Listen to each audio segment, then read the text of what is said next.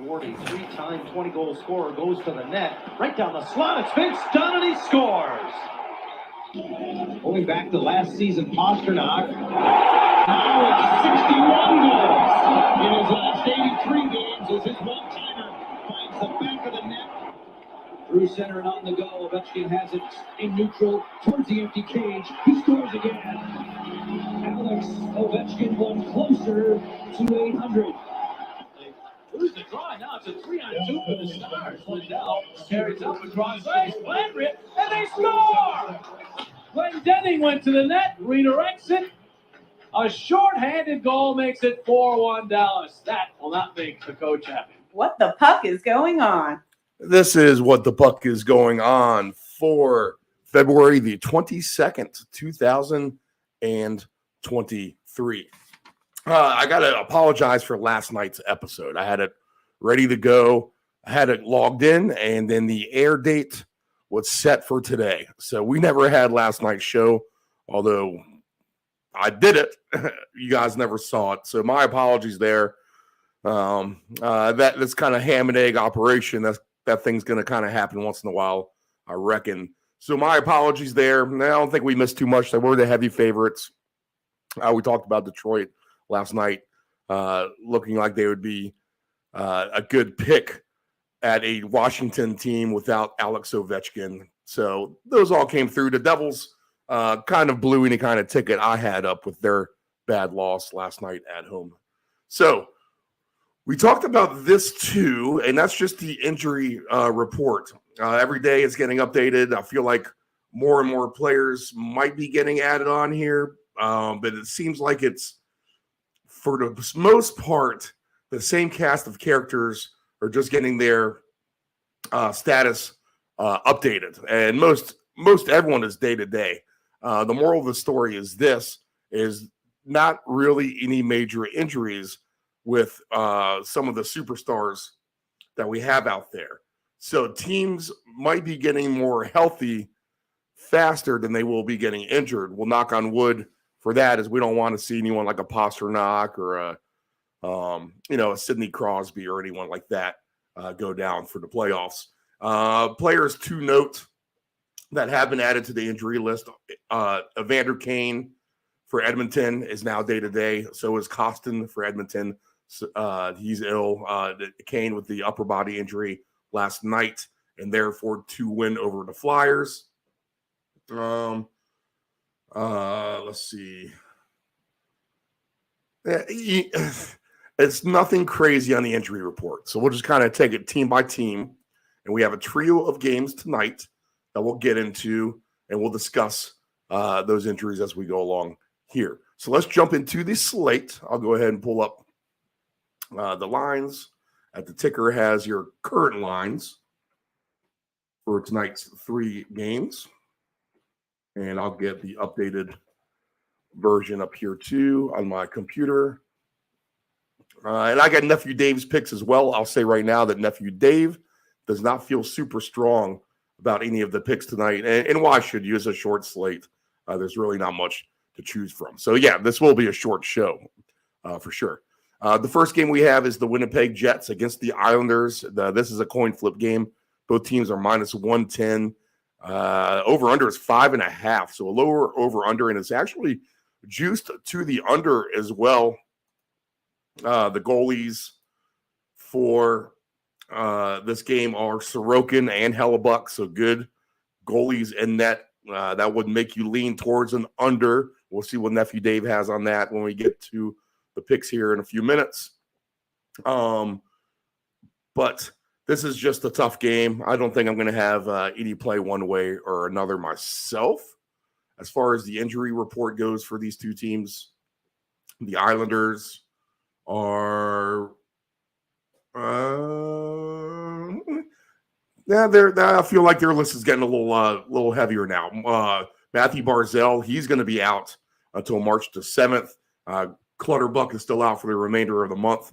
Wallstrom will be out at least through March. Josh Bailey and Jean-Gabriel Pageau, both of these players will be out a couple days as well. So the Islanders coming into tonight's game against the Jets a little bit shorthanded with some of their talent, while Winnipeg, as I try to scroll through them, here we go. Just a couple players. David Gustafson, we've talked about him being injured now. He's due back soon, though, and Cole Perfetti as well.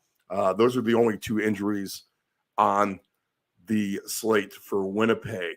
The Islanders right now sit in 4th spot. They're up to the 4th spot here in the Metro, in the Eastern Conference. 6-2-2 in their last 10 games. They are 17-10-3 at home with a +5 goal differential. Winnipeg is right up there at the top of the standings, too. They have 71 points. They trail the Dallas Stars by just a point. They have a +32 goal differential, while only giving up 148 goals this season. But just 5-5 are Winnipeg here in their last 10. So a coin flip game. This should be a good one. I think I would lean Winnipeg just for the injury factor for the Islanders. But this is a tough game. I'm not going to really get too heavily invested. I think it's a good night to take off. There's no basketball. There's no hockey. Small soccer slate today. So we'll go ahead and probably just give the old mind a break. But if you like this game, it's a low goal total. It is relatively a coin flip. If you want to play a 60-minute regulation line on one of these teams, then you're going to get a decent price either way, +146 for the Jets, +144 for the Islanders. I don't know if you could play an alternate puck line, but if you want to lay 1.5 goals with the Jets, you get +240. So that's a big number. Also, 60-minute Winnipeg goals is just over 2.5. Is at a -122. That's not too bad at all, actually, either. So looks like a tight game there with the Islanders and the Jets. Some injury factors will be the key component in this game.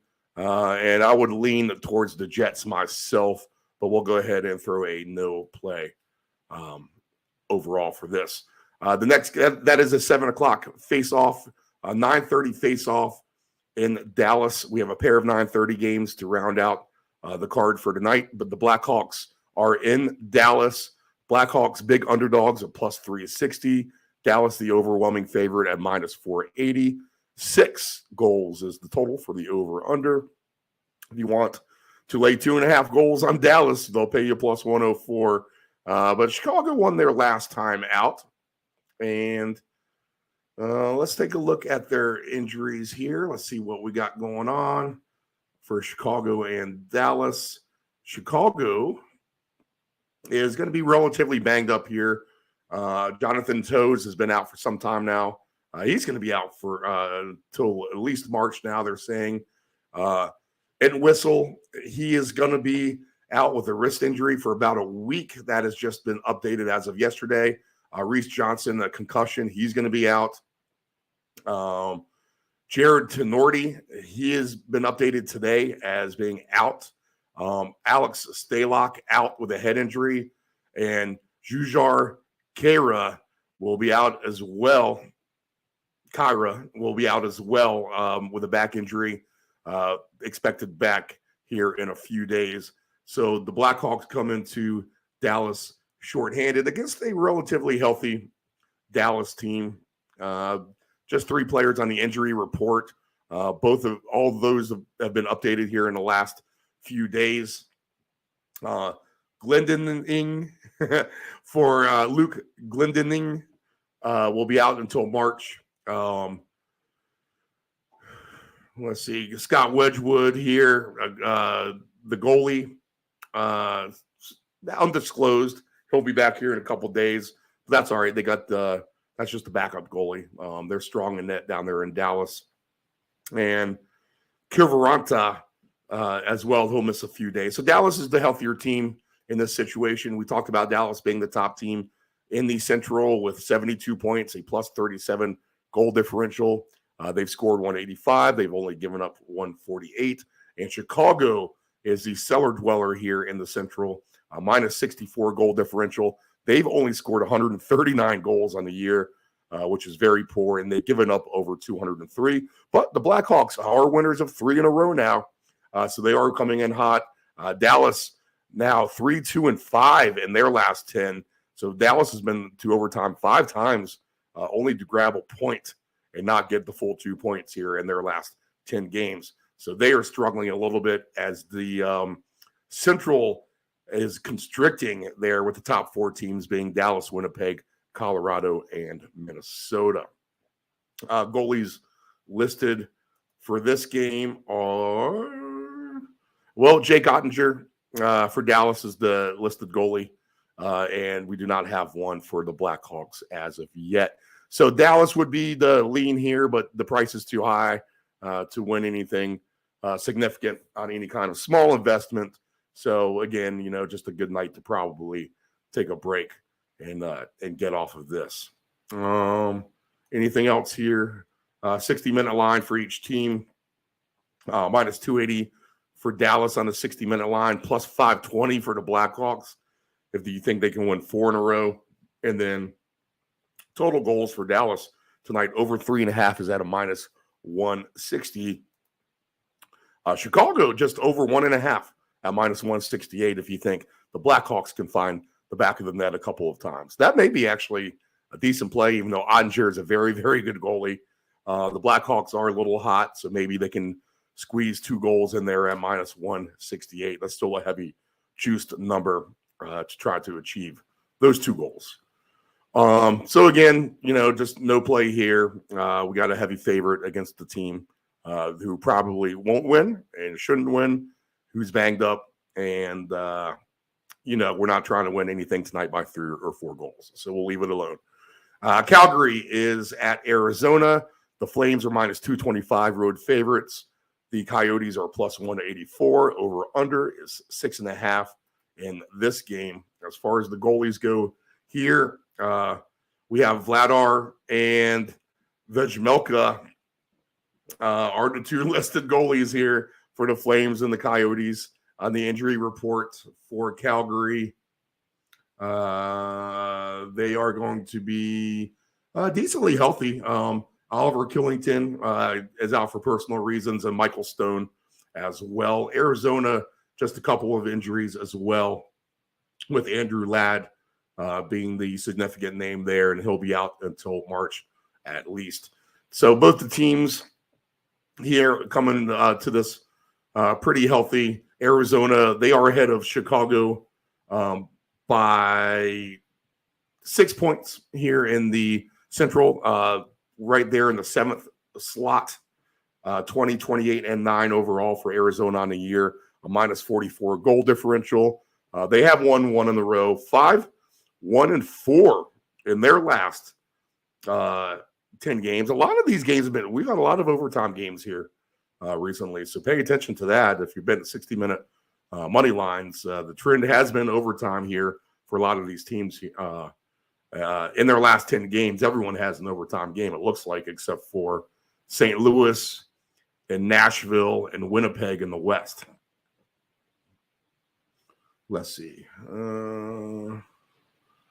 Anything else that sticks out here with the numbers? Calgary, we'll talk about them. 5th spot, 63 points. They're just right out of that group of 4, contending for the top spot in the Pacific, but still just 10 points back. If they can get on fire, then Calgary for sure could find themselves up there in the top couple spots in the division. But they need to start winning games, and that starts tonight. 4-4-2 in their last 10 won't get them to achieve that. But 180 goals scored for Calgary, just 176 conceded, a +4. And again, just a little bit of a letdown of Calgary overall for the year. They just haven't been the team that we thought that they would be. As far as I go, there will be a no play for me on that. Let's see. I'll get Nephew Dave's plays here.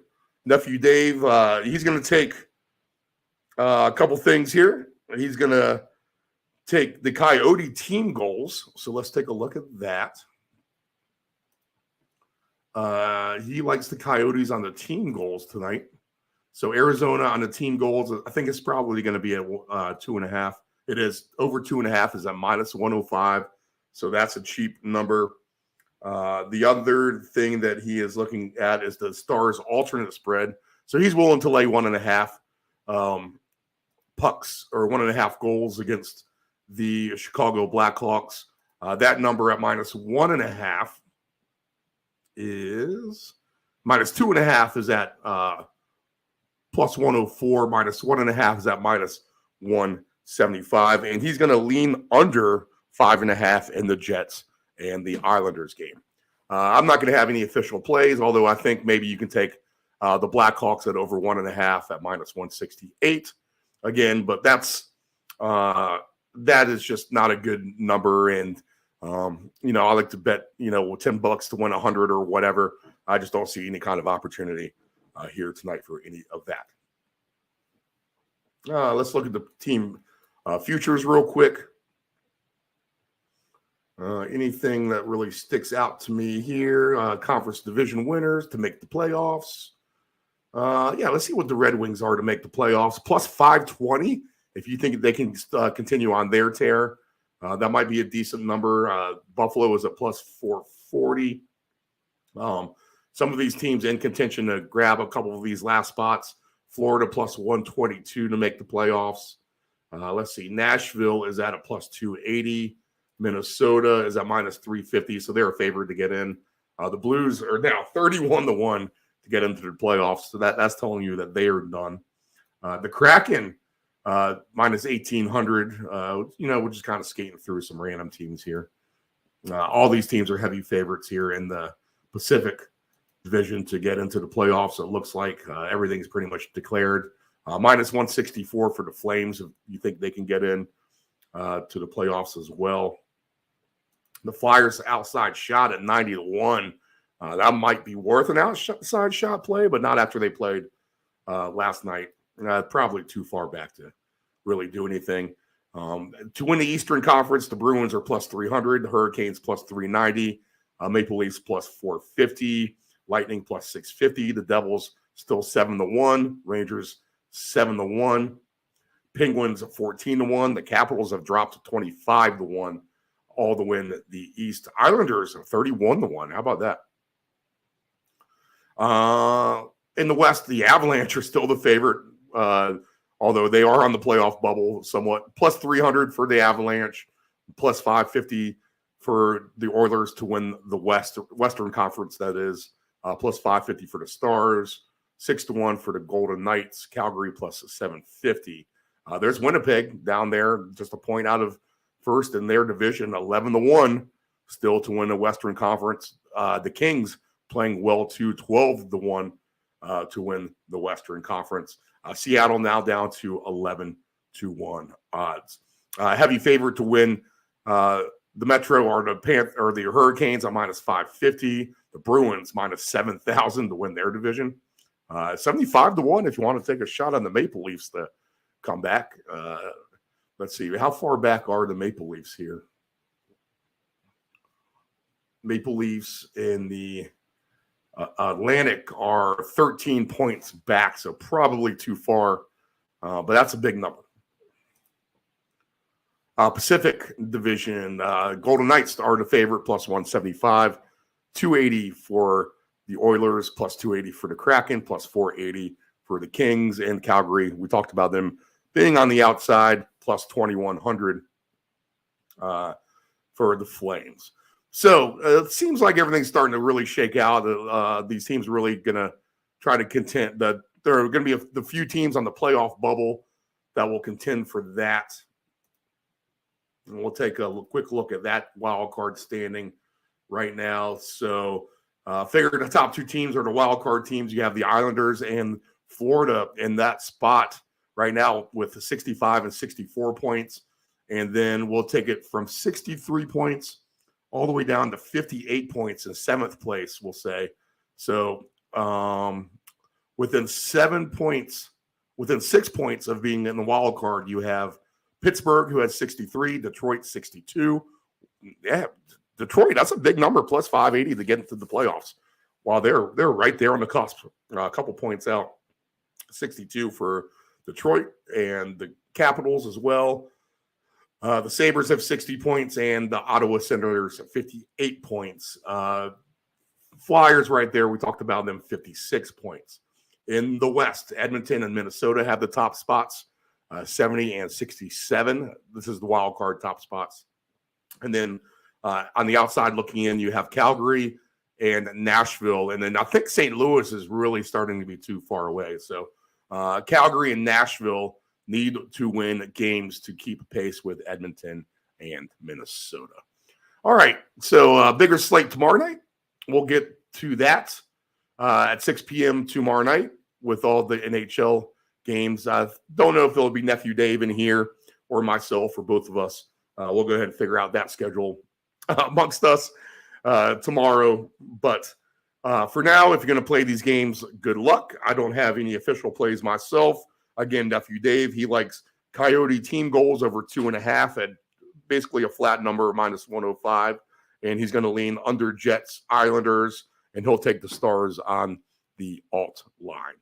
Okay, so this is what the puck is going on for a Wednesday night. We will be back tomorrow night at 6 p.m. to talk about tomorrow's slate. Major League Rugby show, Initiate the Contact, coming up at 7:30 p.m. live tonight as well. All right, good luck, everyone.